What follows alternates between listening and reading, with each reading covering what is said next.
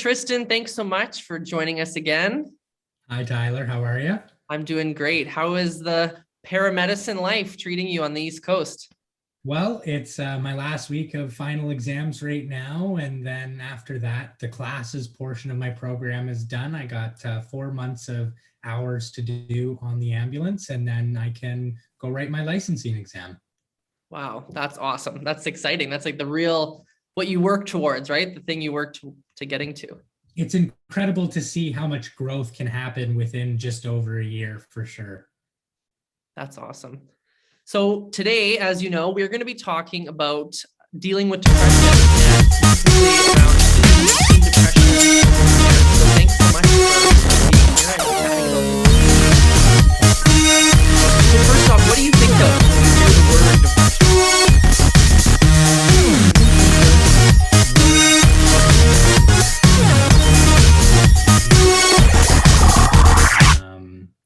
Unwell, unmotivated. It's a word that I think gets really thrown around a lot in conversation. Depression in itself is actually a defined mental health problem that people suffer from. There's a manual called the DSM-5, which psychiatrists use to diagnose different mental health disorders, and it's definitely something that many people go through and experience in their lifetime. Mm-hmm. Yeah, and it totally, people of all ages. But what really struck me, I was reading a little bit about this topic yesterday, and I read that 20% of all teens, this was worldwide, experience depression or some form of depression before they reach adulthood. Why do you think that is? I think that there are a couple of factors that definitely play into those statistics. Again, this is coming off of my opinion and prior knowledge of things. Teenagehood is a very important developmental time in a young person's life. You're going through a lot of changes mentally and physically. Your hormones are changing. Your family dynamics change, how you interact. You take on more responsibilities. You have more expectations in school and in life and financially, and I think there's just all those combined together definitely open the door for an environment in which depression can ensue in a person. And if you're somebody who comes from maybe a difficult environment, or maybe you have some hereditary genes in your family, you have other people in your family that may suffer from depression too. I'm not surprised that those statistics exist. And I just know, being 20 and just coming out of my teenage years, how stressful, how confusing, and how much growth comes in those years. Mm-hmm. And so it totally makes sense to hear those statistics. So do you think that the word depression and it gets used a little bit too loosely? I know that sometimes people will use the term, I'm so depressed, or this is depressing. Do you think it's often confused by just teenage anxiety, or just being overwhelmed, or just even a bad mood? I think sometimes we just maybe lack vocabulary to describe something. I definitely think probably the majority of people have experienced a time period in their life where they've had depression-like symptoms. The same goes for other common mental health disorders like obsessive compulsive disorder, OCD, mania. We hear, I'm manic, I'm very OCD about these things, and they haven't actually sat down with a mental health professional and been diagnosed with those disorders, but they may experience, times where their emotions feel like that and where they feel like they fit into that category.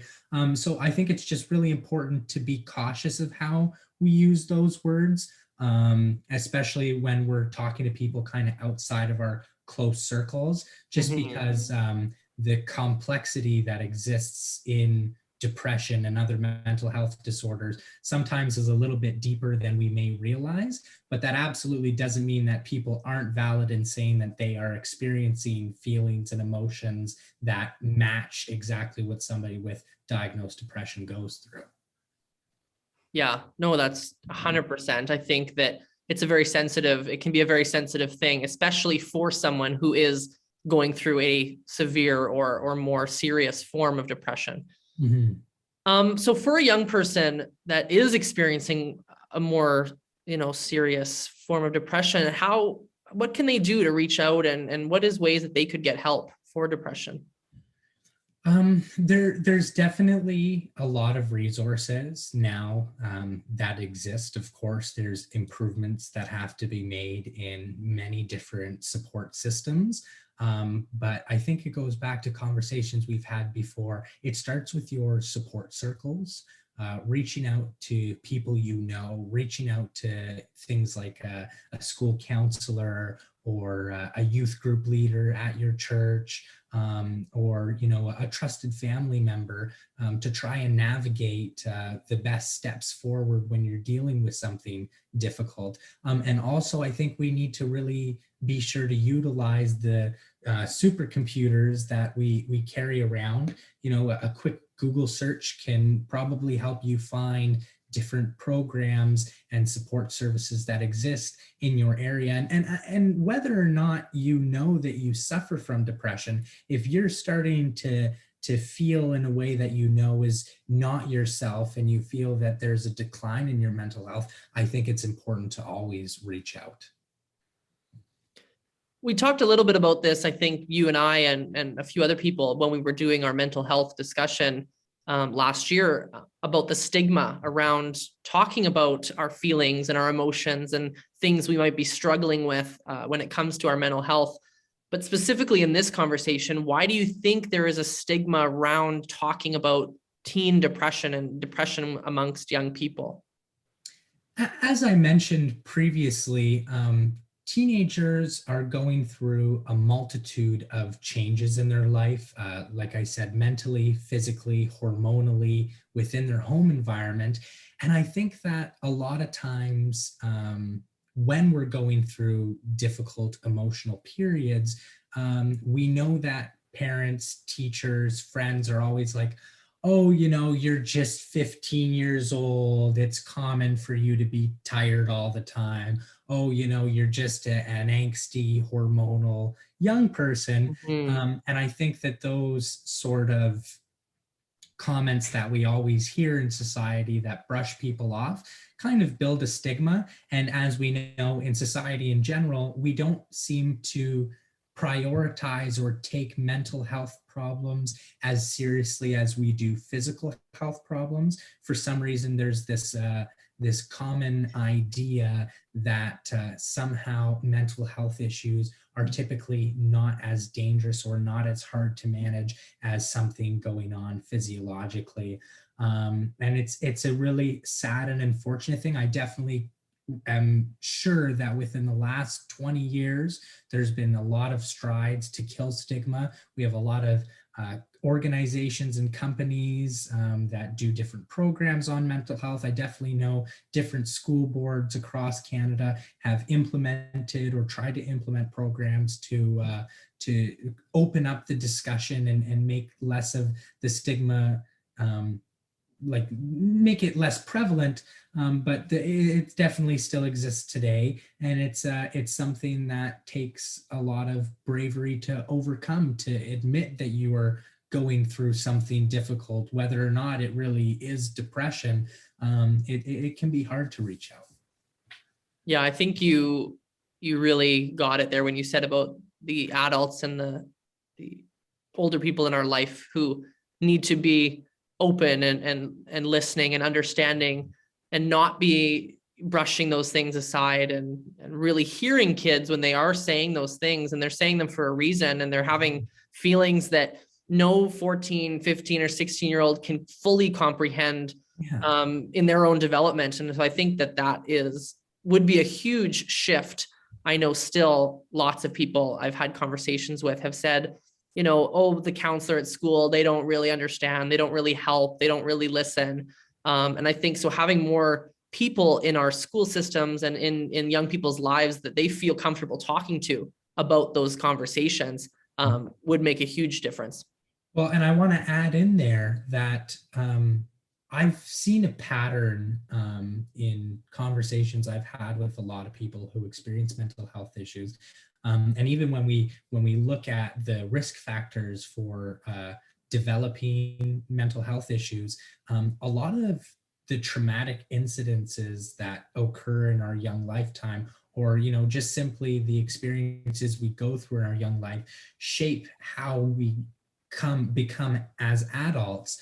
Because like I was saying before, with our brain development in the teen years, how our life partakes right now has an effect on us later. So, if you don't catch things early in life, if you don't work through things that have been difficult for you, it definitely can come out and play into your life later on.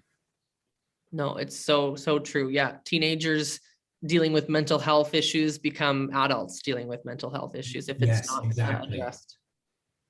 So it's hard not to talk about the elephant in the room right now. Of course, we're still struggling with a global pandemic daily across Canada and around the world. But one thing that I read that was really interesting yesterday was a CBC article that called this time that we are in right now actually more of a pandemic of mental health, and specifically talking about the rise in teen depression, suicide, and other mental health problems among young people. Is that something that you would agree with? And is there some way that the government can combat that problem, or that people can combat that problem in some way? I can't say statistically from knowledge that for sure there has been a rise in the rate of mental health problems. It's definitely something that I have heard mentioned before. And frankly, I'm not surprised to hear those lines being made together, because with the pandemic, you are much more isolated. Our lifestyles are changed dramatically. The way we interact with people is very much at a distance. We're not exposed to as many environments as we were before. For a lot of people, it's important to get out of the home environment, and being just stuck in that one place, especially if it's not a healthy home, can worsen things. I definitely know in my workplace where at 911, I started during the pandemic, and I'm not really sure what it was before, but I definitely receive one, if not, up to 5 calls related to mental health problems in a shift. Wow. And I know that in Prince Edward Island, particularly, we've taken notice to this rise in mental health emergency calls, to the point where they've actually brought in psychologists and teams to formulate a new specific mental health unit to try and get people more resources, because frankly, it doesn't matter where you go in Canada, the healthcare system is very strained. There are lack of resources, lack of staffing. And I think that when it comes to mental health, it's usually not that it's tiered at the bottom of priorities in the healthcare system, but I definitely think that people find it's a lot more difficult to access the things that they need in this time. And I think that it's just such a multi-layered issue that there's not specifically one thing that needs to be done to improve the state of being in our system. It's something that we're definitely going to have to catch up on, because it's just fallen behind. And COVID in itself has been such a focus that we haven't paid attention to those other aspects of health that exist. And I'm sure that people's physical health has probably deteriorated as well, being stuck in this unfortunate set of circumstances. Yeah, I agree. I think that, like you, I haven't seen any statistics or numbers specifically around this topic, but I think it would be interesting to see some more concrete stats and information regarding the rise in depression and suicide, and like you just said, calls into 911 regarding mental health, and if that is a shift since the pandemic. And again, not surprising, like you said, there's a lot of factors that come with a pandemic that complement a rise in those things. I think the title, "A Pandemic of Mental Health," is a shocking title that hopefully just gets at people's attention and gets people thinking about it, and hopefully the right people, people in power and people that have opportunity to make change. But you know what? It's not shocking. I mean, anytime that the entire world is thrown into a totally new set of circumstances, that there's going to be effects that play out in all sorts of things, right? In our healthcare system, in people's well-being, economically, everything in this world is very much interconnected, and I think we forget about that sometimes. Before you wrap up here, just last question I have would be, how can a young person identify depression within themselves, and what would their next step be from there? Mhm. There's definitely a lot of symptoms associated with depression, and the way that somebody experiences depression varies, from person to person. And just like I said before, even if you don't actually suffer from depression, if you are seeing any of these sorts of symptoms that I'm going to mention, it's definitely something I think worth reaching out and talking about. So some of the things that I've highlighted here are a shift in your energy levels.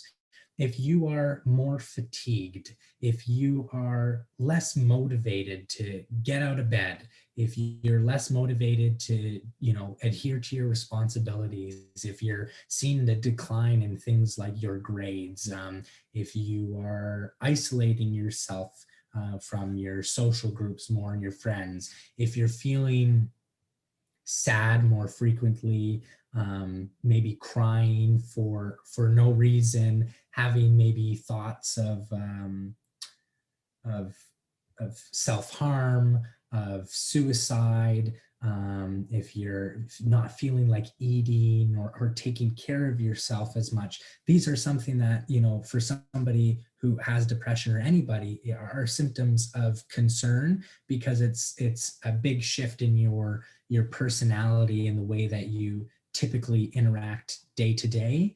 And our emotions are very much a reflection of what's going on internally in our mind. When you're not wanting to be the person that you are inside, if you're not feeling like the person that you love, it's really important to identify that and take steps to reach out. And I think your next steps are, again, reaching out to either friends or family that you trust, maybe mentors, school counselors, teachers, if it's something that's concerning you. There's times, like exam week right now, I'm exhausted all the time. Do I really want to read chapters and chapters and write things? No. Could I describe what I feel sometimes as depressive like? Absolutely. But if it's something that's just so, we use the word atypical, not normal for you, you can't really identify why might I be feeling this way right now. And if it's starting to affect your social life, your extracurriculars, your school, whatever, it's something that you gotta take the reins on and find a way to try and get in control, because when you function at your best, you grow to be your best self. And that's what everybody wants to do, truly. Awesome. Yeah, that's great, Tristan. Thanks so much. I think those are really, really important things to remember and keep in the back of your brain, but also at the forefront, just knowing yourself. And I think we all know ourselves better than anybody. And so noticing those shifts when, like you said, we're not operating at our best and our Yeah. brightest. And the earlier that you can catch those things and find resources to help you, typically those people have the best outcomes. It's when we really sit with things and we hope that it kind of goes away on its own, that things end up probably turning for the worse. And that's what we want to avoid, for sure. Awesome. Thanks so much for talking with me today. Thank you, Tyler. Take care, everybody.